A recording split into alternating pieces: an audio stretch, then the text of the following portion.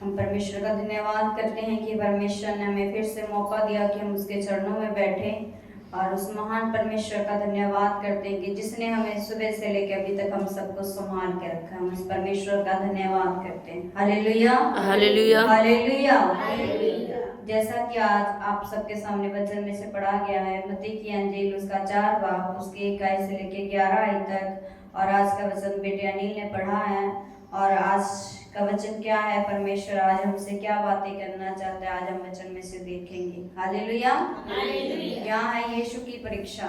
Hallelujah, परमेश्वर परीक्षा के बारे में हमें बताना चाहता है कि अगर हम प्रभु में हैं, मसीह में हैं, तो अगर खुदा के जीवन में परीक्षा आ सकती है, परमेश्वर के जीवन में परीक्षा आ सकती है, तो हम तो मनुष्य हैं, तो हमारे जीवन में भी परीक्षा आ सकती है। और हम परीक्षा में कैसे बने रह सकते हैं, परमेश्वर हमसे कहना चाहता है। हालेलुया।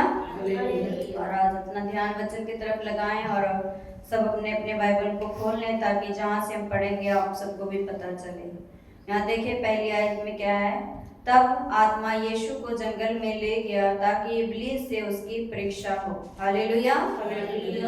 जब प्रभु यीशु मसीह यरदन नदी से बपतिस्मा लेकर बाहर निकले, तो तब खुदा जो शैतान जो था, खुदा की आत्मा ने उसे कहाँ ले गया, जंगल में लेके गया। खुदा की आत्मा ने कि क्या हो, शैतान के द्वारा प्रभु यीशु मसीह की क्या हो, परीक्षा हो। क्योंकि उस टाइम प्रभु यीशु मसीह क्या थे, अपने सेवा में थे, वो ना, वो एक तो आत्मिक तौर पर वो परमेश्वर तो थे ही, पर एक इंसान के रूप में भी उस टाइम थे, कि क्योंकि दोनों तरफ से खुदा उन्हें सिखाना चाहता था, है ना।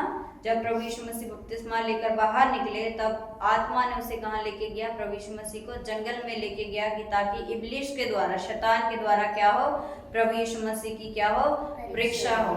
और देखिए आगे, वह 40 दिन और 40 रात निराहार रहा, तब उसे भूख लगी। Hallelujah, hallelujah. प्रभु यीशु मसीह यहाँ कह रहे हैं 40 दिन और 40 रात निराहार, मतलब ना उन्होंने कुछ खाना खाया, ना पानी पिया, कुछ भी उन्होंने नहीं लिया। 40 दिन और 40 रात वो क्या रहे, भूखे रहे। और तब उनको क्या लगी, यहाँ देखते हैं, तब उसे भूख लगी। हालेलुया। जब प्रभु यीशु मसीह 40 दिन और 40 रात निराहार रहे, जब 40 दिन बीत चुके, तब परमेश्वर को क्या लगा, भूख लगा। तब परखने वाले ने पास आकर उससे कहा, यदि तू परमेश्वर का पुत्र है तो कह दे कि यह पत्थर रोटियां बन जाए। हालेलुया। जो शैतान से उसकी परीक्षा होनी थी प्रभु यीशु मसीह की, जब उसे परमेश्वर को भूख लगी 40 दिन के बाद, तब परखने वाले ने, मतलब शैतान ने प्रभु के पास आकर के उससे कहा, यदि तू परमेश्वर का पुत्र है तो पत्थर से कह कि ये रोटियां बन जाएं। यहाँ देखिए शैतान प्रभु यीशु मसीह को किससे, वचन से परीक्षा कर रहा है ना। शैतान किससे, वो अपनी बातों से नहीं, बल्कि वचन में से ही शैतान क्या कर रहा है, प्रभु यीशु मसीह की क्या कर रहा है, परीक्षा कर रहा है। तब देखे परमेश्वर ने उसे शैतान को क्या उत्तर दिया, यीशु ने उत्तर दिया, लिखा है मनुष्य केवल रोटी ही से नहीं परंतु हर एक वचन से जो परमेश्वर के मुख से निकलता है जीवित रहेगा। हालेलुया। परमेश्वर ने शैतान को किससे दबका, वचन से। परमेश्वर ने यहाँ क्या कहा, मनुष्य केवल रोटी ही से नहीं बल्कि परमेश्वर के वचन से जो उसके मुख से निकलता उससे क्या रहेगा, जीवित रहेगा। जब शैतान ने वचन में से प्रभु की परीक्षा की, तो परमेश्वर ने भी वचन में से ही शैतान को क्या किया, जवाब दिया। ऐसे ही कई बार शैतान हमारे जीवनों में भी क्या करता है, वचन के द्वारा ही परीक्षा करता है। वो हमें भरमाता है वचन के द्वारा ही, कई बार उल्ट पुल्ट बातें करके वचन के द्वारा ही हमें भरमाता है। अगर हम वचन को पढ़ेंगे, है ना, हमें पता चलेगा कि हम वचन से ही शैतान हमारी क्या कर रहा है, परीक्षा कर रहा है। क्योंकि परमेश्वर को तो पता था वचन के बारे में, तो परमेश्वर ने क्या किया, वचन के द्वारा ही परमेश्वर ने शैतान को क्या किया, जवाब दिया। अगर आज हम बाइबल पढ़ेंगे, अगर शैतान कल को हमारे जीवन में भी परीक्षा करता है, तो हमें भी पता होगा कि शैतान वचन के द्वारा हमारे जीवन में क्या कर रहा है, परीक्षा कर रहा है। तो हम भी वचन के द्वारा ही शैतान को क्या कर सकेंगे, जवाब दे सकेंगे, अगर हम वचन को पढ़ेंगे। इसलिए खुदा के दास यहाँ से कहते हैं कि हमें रोज बाइबल पढ़नी चाहिए। अगर हम बाइबल पढ़ेंगे, हमें वचन पता रहेगा, तभी तो हम शैतान को दबकेंगे वचन से। अगर जब हम पढ़ेंगे नहीं, तो हम शैतान को कैसे वचन के द्वारा दबक सकते हैं। क्योंकि इसलिए खुदा के दास यहाँ से कहते हैं कि हमें रोज बाइबल पढ़नी चाहिए। इसलिए यहाँ देखें परमेश्वर ने किससे शैतान को दबका, वचन के द्वारा, है ना। क्योंकि शैतान भी वो क्या कर रहा था, वचन से प्रभु की परीक्षा कर रहा था, और परमेश्वर ने भी जवाब उसे वचन के द्वारा ही दिया। इसलिए यहाँ कहते हैं कि मनुष्य केवल रोटी ही से नहीं बल्कि परमेश्वर के हर एक वचन से जो उसके मुख से निकलता है जीवित रहेगा। क्योंकि परमेश्वर का वचन कहता है जो उसके वचन पर विश्वास लाता है ना, अगर हम उसके वचन पर विश्वास लाते हैं तो हम क्या करते हैं, जीवन पाते हैं। क्योंकि उसके वचन में क्या है, जीवन है, शांति है। हालेलुया।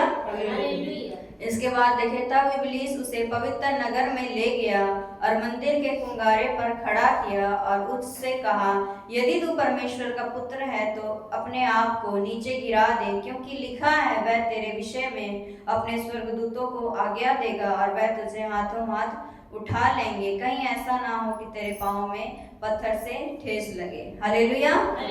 जब इतना कुछ हो गया तब इब्लीस उसे कहाँ लेके गया, प्रभु यीशु मसीह के मंदिर के कुंगारे पर, मतलब कोने पर ले जा करके उसे क्या किया, खड़ा कर दिया और उससे कहता है यदि तू परमेश्वर का पुत्र है तो अपने आप को यहाँ से क्या कर, नीचे गिरा दे, और वो क्या करेंगे, स्वर्गदूत को आज्ञा देंगे और वो तुझे क्या करेंगे, हाथों हाथ उठा लेंगे। हालेलुया।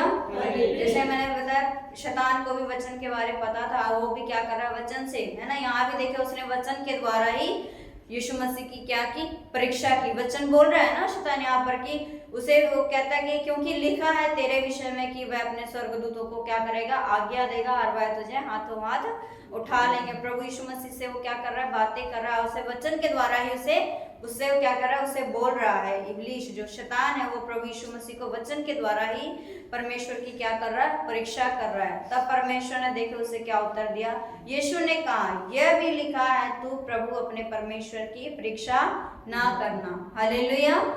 परमेश्वर ने उसे शैतान से क्या कहा कि तू अपने प्रभु परमेश्वर की परीक्षा ना करना। अगर हमारे जीवन में भी परीक्षा आती है तो हमें भी क्या होना चाहिए, परमेश्वर की कभी भी परीक्षा नहीं करनी चाहिए। कई लोग कहते हैं ना कि हम दवाई नहीं खाएंगे, हम खुदा पे भरोसा रखते हैं, परमेश्वर ठीक करेगा। परमेश्वर ठीक करता है। अगर ये सब बातें करते हैं तो परमेश्वर से हम क्या करते हैं, परमेश्वर को भी परीक्षा में लाते हैं, क्योंकि परमेश्वर ने हमें बुद्धि भी दी है। क्योंकि जब एक अंधा व्यक्ति जो अंधा था, परमेश्वर ने उसके आंख में क्या लगाया था, मिट्टी लगाया था। तो वो एक दवा के रूप में मिट्टी उसकी आंख में लगाई थी कि खुदा क्या करेगा, ठीक करेगा। इसलिए परमेश्वर का वचन कहता है दवा और दुआ दोनों ही जरूरी होता है, क्योंकि परमेश्वर ने हमें बुद्धि भी दी है ना। जानवरों को बुद्धि नहीं होती, पर परमेश्वर का वचन कहता है इंसानों को परमेश्वर ने क्या दिया है, बुद्धि दिया है कि हम अपनी बुद्धि को भी इस्तेमाल करें। अगर हम सब चीजें परमेश्वर पे ही छोड़ दें तो वो क्या होती है, परमेश्वर की भी परीक्षा होती है। इसलिए यहाँ परमेश्वर का वचन कहता है कि तू अपने प्रभु परमेश्वर की परीक्षा ना कर, अपनी समझ अपनी बुद्धि का भी सहारा ले। अगर हम अपनी समझ बुद्धि का भी सहारा लेते हैं तो परमेश्वर हमारी उसमें क्या करता है, अगुवाई करता है। अगर हम दवाई को क्या करते हैं, खुदा के आगे रखते हैं तो परमेश्वर उस दवाई पे भी क्या डाल देता है, आशीष डाल देता है, चंगाई को डाल देता है ना। इसलिए हमें परमेश्वर क्या करता है, अपनी समझ बुद्धि का भी क्या कर तू सहारा ले कि सब कुछ खुदा के ऊपर नहीं छोड़े। क्योंकि परमेश्वर का वचन तो है कि यहोवा राफा है, वो चंगाई देने वाला परमेश्वर है। अगर हम उस पर ईमान रखते हैं वो चंगाई देता है, पर वो क्या करता है, दवा को भी बोलता है कि दवा भी लो। जैसे उस अंधे व्यक्ति को परमेश्वर ने क्या कहा, मिट्टी लेकर के मिट्टी को सान करके उसकी आंख में लगाया, वो एक दवा के रूप में परमेश्वर ने उसके आंख में लगाया था, तो वो अंधा क्या था, देखने लगा था। इसलिए अगर आज हमारा परीक्षा में बीमार भी होते तो हमें क्या करना चाहिए, प्रभु से क्या करना चाहिए, प्रार्थना करना चाहिए, और साथ में साथ क्या करना चाहिए, परमेश्वर कहता है दवाई को भी खाना चाहिए। हालेलुया।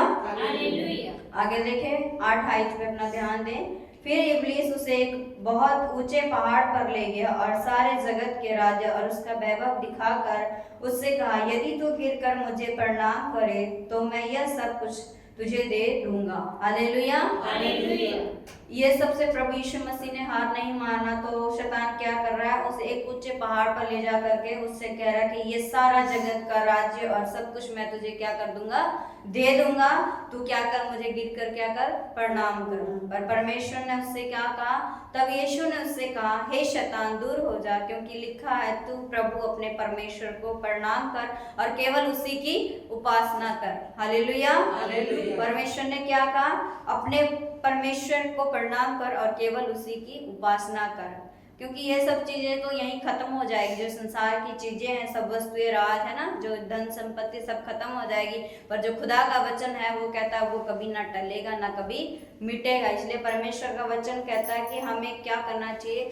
संसारिक चीजें जरूरी उतनी नहीं होती है ना, जो हमारे लिए परमेश्वर कहता है तुम्हारी चीजें जो तुम्हें चाहिए वो सब मैं तुम्हें देता, पर इससे बढ़कर खुदा को आगे रखना चाहिए। पर ये धन संपत्ति को क्या कहता है परमेश्वर, उसको आगे महत्व नहीं देना चाहिए। किसको देना चाहिए? परमेश्वर के वचन को देना चाहिए, परमेश्वर को देना चाहिए। अगर हम ये सब चीजों को छोड़कर अगर हम धन संपत्ति को ही आगे रखें या परमेश्वर को पीछे रखें तो हमें कुछ लाभ होगा? नहीं होगा। इसलिए परमेश्वर का वचन कहता है ये सब चीजें हमें खुदा देता है ना। अगर हम उस पर विश्वास रखते हैं, उस पर ईमान रखते हैं तो परमेश्वर हमें ये सब चीजें भी देता है। पर हमें क्या होना चाहिए? परमेश्वर के वचन में बने रहना चाहिए। इसलिए परमेश्वर कहता है कि तू अपने प्रभु परमेश्वर को प्रणाम कर और केवल उसी की उपासना कर। तब देखे शैतान उसके पास से चला गया और स्वर्गदूत आकर उसकी सेवा करने लगे। हालेलुया। अगर हम परीक्षा में, अगर कई बार हमारे जीवनों में ऐसी कई बार परीक्षा आती है, हम प्रभु के वचन में बने रहते हैं ना, प्रभु के वचन के अनुसार शैतान को दबकते हैं तो शैतान भी हमारे जीवन से क्या हो जाता है? दूर हो जाता है, भाग जाता है। कई बार ऐसी कुछ चीजें आती, शैतान हमें बहुत है ना बहुत भड़काता है कि तू ऐसा कर, प्रभु को छोड़ दे, बहुत सी बातें वो वचन में से कहता है। कई बार हम उस समय सोचते हैं हाँ ये बात सच है, पर बाद में परमेश्वर का वचन कहता है हमें हर बात को क्या करना चाहिए? परखना चाहिए कि ये परमेश्वर की तरफ से है कि शैतान की तरफ से है। हर बात को क्या करना चाहिए? खुदा के आगे रखना चाहिए और प्रार्थना करना चाहिए। अगर परमेश्वर की ओर से है तो हमें क्या करना चाहिए? उस बात को मान लेनी चाहिए। अगर शैतान की तरफ से तो उस बात को क्या करना चाहिए? छोड़ देना चाहिए। हालेलुया। इसलिए परमेश्वर का वचन कहता है हमें परीक्षा में भी क्या स्थिर बने रहना चाहिए। जैसे या क्या नाम, हालेलुया, आयुब के जीवन में कितनी परीक्षा आई है ना, फिर भी वो क्या रहा? स्थिर बना रहा। उसके अंदर क्या था? परमेश्वर का वचन था। अगर उसके अंदर वचन नहीं होता तो शैतान ने उसके जीवन में कितने बड़े बड़े समस्याएं डाली है ना, कितनी बड़ी बड़ी परीक्षाएं की। अगर वो प्रभु में बना नहीं रहता, वचन में बना नहीं रहता तो वो क्या हो जाता? हिल जाता। पर नहीं, वो क्या था? प्रभु में बना था, प्रभु का वचन उसके अंदर था।